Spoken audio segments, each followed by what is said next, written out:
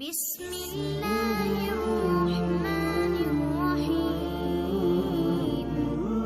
حضرت عائشہ صدیقہ رضی اللہ تعالیٰ عنہ فرماتی ہیں، ایک عورت تھی اور اسے نبی پاک صلی اللہ تعالیٰ علیہ وسلم نے وہ کلمہ پڑھ کے مسلمان ہوئی، مدینہ طیبہ آ گئی تو حضور نے مسجد نبوی شریف میں اس کے لیے مکان، ایک سادہ سا کمرہ ساتھ مسجد کے بنوا دیا، وہیں رہنے لگی۔ اکثر وہ سیدہ طیبہ کے پاس آتی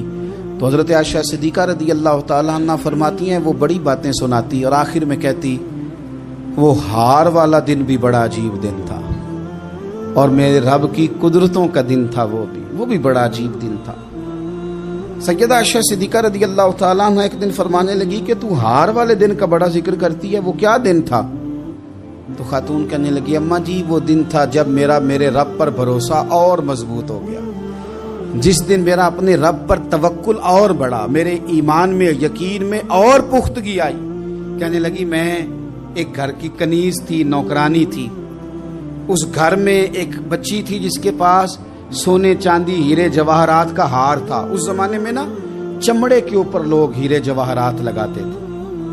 کئی دفعہ سرخ رنگ کے چمڑے پہ لگائے جاتے تھے، وہ بچی پہنتی تھی تو کہتی ہوں بچی کے اس نے اتار کے رکھا یا اس سے گرا وہ ہار تو چیل اسے اٹھا کے لے گئی گوشت سمجھ کے اور میرے سامنے اٹھا کے لے گئی۔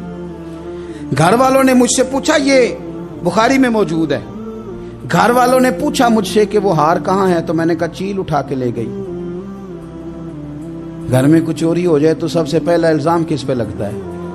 ملازمین پہ۔ کہتے انہوں نے مجھے بڑا مارا، بڑی تکلیف تھی، حتیٰ کہ میری شرمگاہ تک کی تلاشی، میری عزت اتنی خراب کی میں بتا نہیں سکتی۔ میں نے اپنی زندگی میں ایک واقعہ دیکھا، ایک امیر گھر میں چوری ہو گئی، ملازم کو اتنا مارا کہ وہ چارپائی پہ پڑ گیا،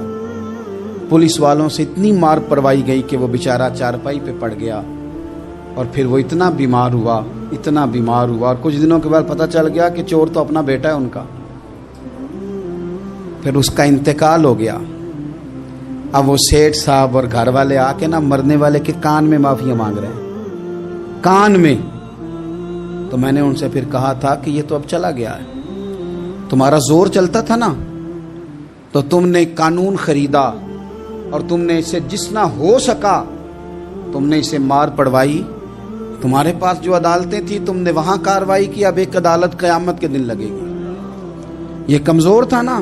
کچھ کر نہیں سکا۔ میرے نبی پاک صلی اللہ علیہ وسلم نے فرمایا سن لو، اگر سینگ والی بکری نے بغیر سینگ والی بکری کو تکلیف دی ہوگی نا تو قیامت کے دن اسے بھی بدلہ دینا پڑے گا کہ تیرے پاس سینگ تھے اور تو نے اسے مارا تھا۔ وہ خاتون عرض کرتی ہے سیدہ عائشہ کی خدمت میں کہ مجھے بڑا مارا، مجھے تکلیف دی، میں کہہ رہی تھی کہ میرے سامنے چیل لے گئی ہے پر وہ نہیں مان رہے تھے، اماں جی انہوں نے مجھے بڑا مارا۔ حضرت عائشہ صدیقہ کہتی ہیں پھر کیا ہوا؟ کہنے لگی اماں جی جب کوئی میرا مددگار نہ رہا، مجھے تکلیف دے رہے تھے، رسوا کر رہے تھے، تو میں نے اپنے رب سے مدد چاہی، میرے رب کی طرف میں نے توجہ کی، میں نے کہا مالک اب تو ہی میرا مددگار ہے۔ کہتی ہے وہ مجھے مار رہے تھے تو وہ چیل جو ہار لے گئی تھی وہی لے کے واپس آ گئی، اور ہمارے سروں کے قریب لا کے اس نے جب اس ہار کو پھینکا وہ مجھے چھوڑ کے سائیڈ پہ ہوئے، وہ میری بے گناہی جان گئے، لیکن آپ کو بتاؤں اس دن سے میرا اپنے رب پر یقین اور بڑھ گیا۔ مجھے سمجھ آ گئی کہ جب انسان پورا ٹوٹ جاتا ہے اور جب کوئی چاروں جانب اس کا مددگار نہیں ہوتا تو رب تو ہوتا ہے نا، اللہ تو اس کا مددگار ہوتا ہے نا، وہ تو پھر اپنے اس بندے کی مدد کرتا ہے نا، پھر وہ تو توانائی دیتا ہے نا، وہ تنہا نہیں چھوڑتا، وہ تو آنسوؤں والوں کے آنسوؤں پہ بڑا کرم فرماتا ہے، وہ تو قسم پرسی میں آ جاتا ہے، اس کی رحمت بڑھ کے استقبال کر لیتی۔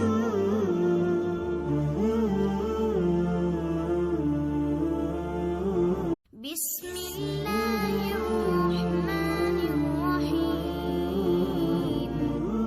حضرت عائشہ صدیقہ رضی اللہ تعالیٰ عنہ فرماتی ہیں، ایک عورت تھی اور اسے نبی پاک صلی اللہ تعالیٰ علیہ وسلم نے وہ کلمہ پڑھ کے مسلمان ہوئی، مدینہ طیبہ آ گئی تو حضور نے مسجد نبوی شریف میں اس کے لیے مکان، ایک سادہ سا کمرہ ساتھ مسجد کے بنوا دیا، وہیں رہنے لگی۔ اکثر وہ سیدہ